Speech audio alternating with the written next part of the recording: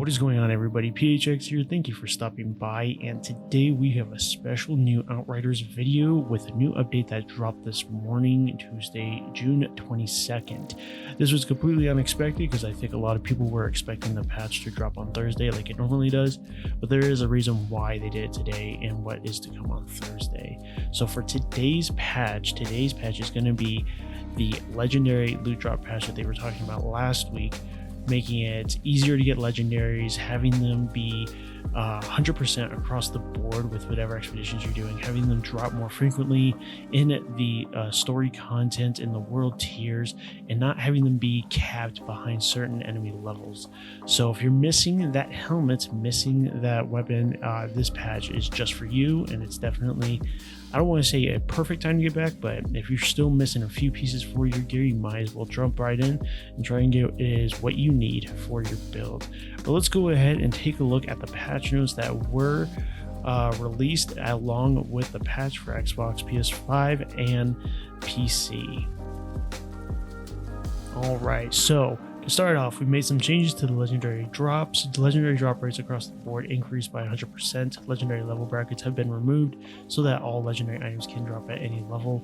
Previously, some items can only drop from enemies of certain levels or above. For example, the Ugagi cowl could only drop from enemies of level 48 or higher. Legendary anti-duplication system has been implemented. This system will mean that if a character has an item in their inventory or stash and a duplicate item is rolled, the dropped item will be re-rolled once. Note that this system does not guarantee that every drop will be unique, rather it is designed to provide a second roll at avoiding duplicates. Scripted boss loot, Crystalloid and Yagag are now able to drop all non-class specific legendary helmets.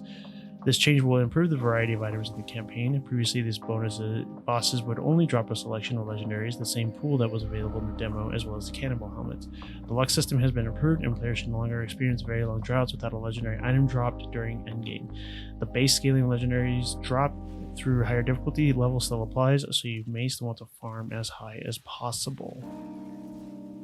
So that was a lot to take in, and that is the primary basis of this patch. Again, this was covered a little bit ago last week. They did pretty much give the exact same patch notes when they released the patch last week about what was to come with the legendary drop rates. And overall, the legendary drop rates seem to be on a positive note. There's a lot of people talking about how well it's been received, and so far there haven't been any issues. Now, during my current run right now that you're watching of Boomtown, I did receive a weapon drop that I did get already that was in my stash, and when they were talking about duplicate rolls, it sounded like the rolls of the weapon that you would get from this drop, a duplicate from the drop, it would be re-rolled, but that wasn't the case.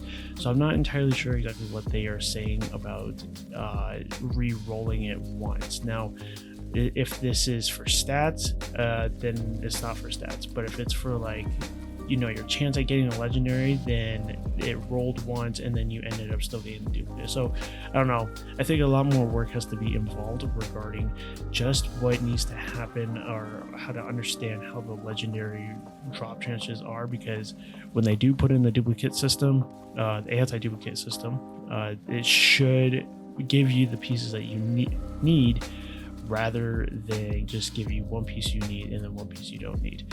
So overall, I mean, I think the patch is very positive, but let's go further into what to expect with the other changes that they made, especially for a console user. Alright, so with the general patch notes, we've got consoles added extra options and settings for controller customization, including dead zones, look sensitivity, acceleration, and legacy layouts. That was a definite request by a lot of console users. Xbox, improved sign-in times. Epic Store version fixed an issue that was preventing the pre-order Hell's Ranger gear from unlocking as intended, so you should be able to get all that legendary gear back into our Epic gear, back into your stashes. Made improvements to multiplayer connectivity. Earthborn gear, Hell's Ranger DLC equipment, it can now be scrapped, so you don't have to keep it all. You can now just dismantle it if you want.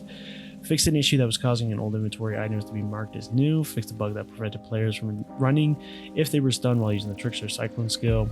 Edit for clarity. Fixed a bug that allowed a combination of two close to time attacks to result in visual one-hit kill on players from Alpha Proforos and Behemoths, Broodmothers.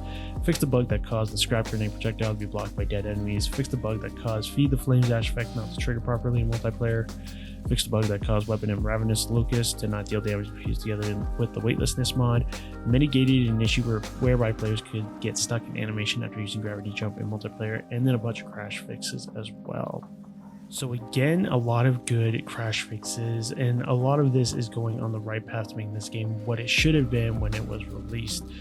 It is good that they are taking a focus on what needs to be done, so I'm very interested to see exactly what they are going to be able to plan for the next patch, hopefully sometime soon. But let's get into the reason why this did not come out on Thursday and actually came out on Tuesday.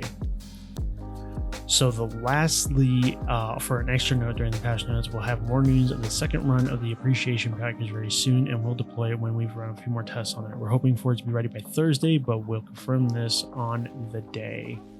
So now that's the reason. That is the reason why they wanted to drop this legendary patch today instead of Thursday, because they are going to be bringing another appreciation package, since the one that they did receive wasn't completely up to the standards of what everyone was expecting, and a lot of people were getting duplicates as well. So the fact that they are taking notice of what happened and trying to correct it is very, very much appreciated. So I really do hope that the appreciation package works out for everyone. Now, this doesn't mean everyone will get it. If this might just mean for people that got duplicates, or they could just do another round of appreciation package, whatever that may be, and it might be even stellar than the first one that we got. But we're just gonna have to wait and see, guys. But overall, let me know what you guys think in the comment section below about the legendary changes. Do you feel it's more rewarding now to do CT15s, 14s, working in the world tier? I mean, definitely let me know your thoughts on all of this. I was really impressed about how well, because I ran Boomtown and I also ran Stargazer as well, and I did get legendaries on both runs without an issue, and 2 of them I believe were duplicates. So it's definitely a great change, definitely on the right path as well. So again, guys, thank you so much for supporting the channel, and again, make sure you leave your likes below and let me know your comments down below. Likes appreciated, subs respected, and I will catch you around in the next video. Take care.